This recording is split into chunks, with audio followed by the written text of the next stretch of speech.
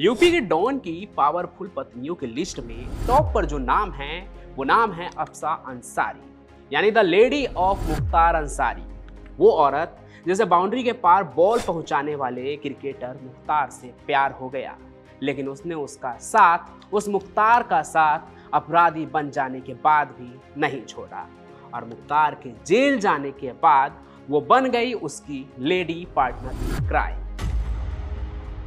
जिस पर आज की तारीख में गैंगस्टर एक्ट, डरा धमका कर जमीन हड़पना, अवैध कारोबार समेत यूपी पुलिस में 9 एफआईआर दर्ज है और लेडी डॉन अफसा अंसारी फरार है। तो आइए आज आपको मुख्तार की वो अनसुनी कहानी सुनाता हूँ जब क्रिकेट के स्टेडियम में अफसा की मुलाकात मुख्तार अंसारी से हुई और फिर कैसे उनके प्यार में पड़ आज वो अपराधी बन गई। मुख्तार अंसारी की शख्सियत आज उसके काले कारनामों की वजह से 2 हिस्से में बट गई है। एक ग्रुप उसे पॉलिटिशियन और गरीबों का मसीहा समझती है, तो दूसरे के लिए वो निहायती बदमाश अपराधी है। लेकिन एक वक्त ऐसा था जब अंसारी परिवार का रसूख ही अलग था। उनके रसूख की पूरी कहानी मैं आपको आगे किसी और एपिसोड में सुनाऊंगा। फिलहाल इतना समझिए कि उसका परिवार काफ़ी संपन्न था और मुख्तार का बचपन जो है एकदम खुशहाली में गुजरा। अच्छी पढ़ाई हुई, अच्छे कॉलेज में उसकी एडमिशन भी हुई, जहां स्पोर्ट्स में मुख्तार का खूब मन लगता था और यहीं आगे उसकी मुलाकात अपने हमसफर अफसा से होने वाली है। तो मुख्तार अंसारी के पिता भी जो है ना वो शानदार क्रिकेट खेलते थे। वो दिल्ली के सेंट स्टीफन कॉलेज के क्रिकेट कप्तान भी हुआ करते थे। कॉलेज में पढ़ाई के दौरान मुख्तार ने भी पिता की तरह ही क्रिकेट खेलना शुरू कर दिया।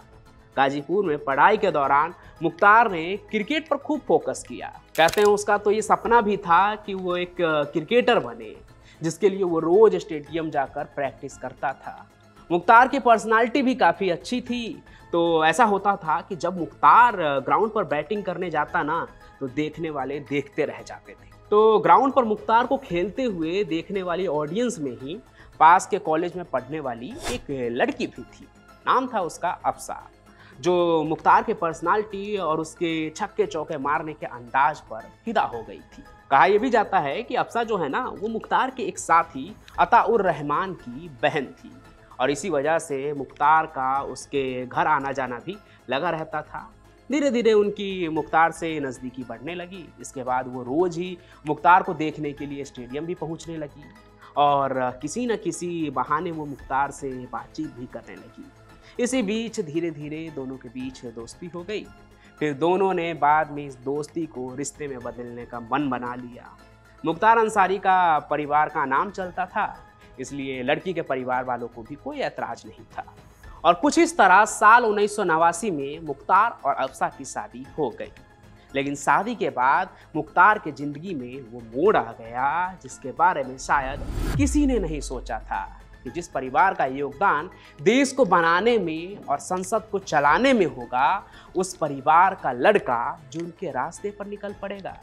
हालांकि उसके जुर्म के रास्ते पर निकलने के पीछे कई और भी कहानी है।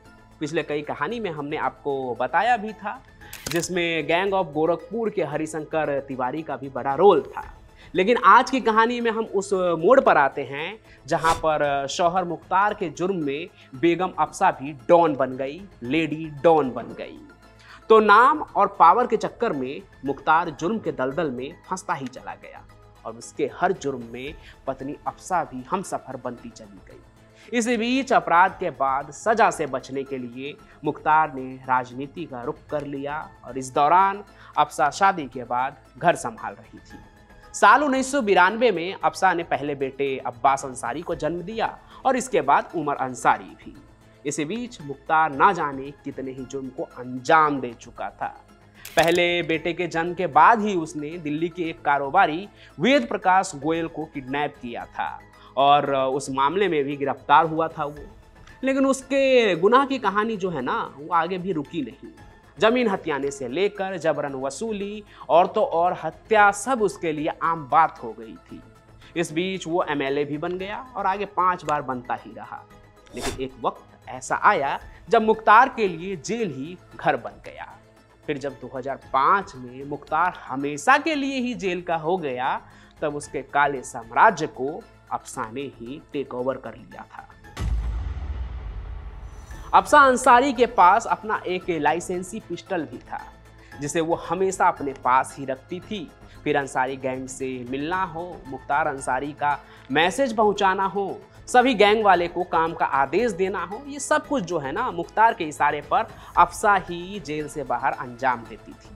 और उसके वजह से ही जेल में बैठे मुख्तार का आतंक कभी बाहर खत्म नहीं हुआ। फिर पत्नी के बाद दोनों बेटे भी इसी गुनाह के दलदल में फंसते चले गए, जबकि एक बेटा तो नेशनल लेवल तक का शूटर भी रहा है। इस तरह की मुख्तार का बड़ा बेटा विधायक होने के बाद भी जेल की हवा खा रहा है और छोटे बेटे पर भी मुकदमे चल रहे हैं। इस बीच जब मुख्तार ही इस दुनिया में नहीं रहा तो उसके पूरे परिवार के लिए मुसीबत और भी बढ़ गई है। बेटे जेल में हैं, उसकी लेडी डॉन अफसा अंसारी भी फरार है, ठीक वैसे ही जैसे अतीक अहमद की लेडी डॉन शाइस्ता परवीन फरार है। और अफसा अंसारी के खिलाफ तो लुकआउट नोटिस भी जारी है और उसके ऊपर यूपी पुलिस ने 75,000 रुपये का इनाम भी रखा है। यानी कि वो सिर्फ फरार नहीं, इनाम ही फरार है। लेकिन मुख्तार के मौत के बाद भी उसका अभी तक कोई पता नहीं चला है। बाकी आप मुख्तार के प्यार और फिर उसके क्राइम के सफ़र पर क्या सोचते हैं, ये कमेंट में ज़रूर लिखिएगा। स्क्रीन पर आपको एक बारकोड दिख रहा होगा अभी, इसे स्कैन करके आप सीधे मुझसे व्हाट्सएप पर बातचीत कर सकते हैं। बाकी इस कहानी को लाइक कीजिए, ज़्यादा से ज़्यादा शेयर कीजिए और हमारे जो आपका भी चैनल है क्राइम कनेक्ट, इसे सब्सक्राइब जरूर कर लीजिए ना। हम फिर मिलेंगे नए सफ़र में, तब तक के लिए आपका बहुत बहुत धन्यवाद।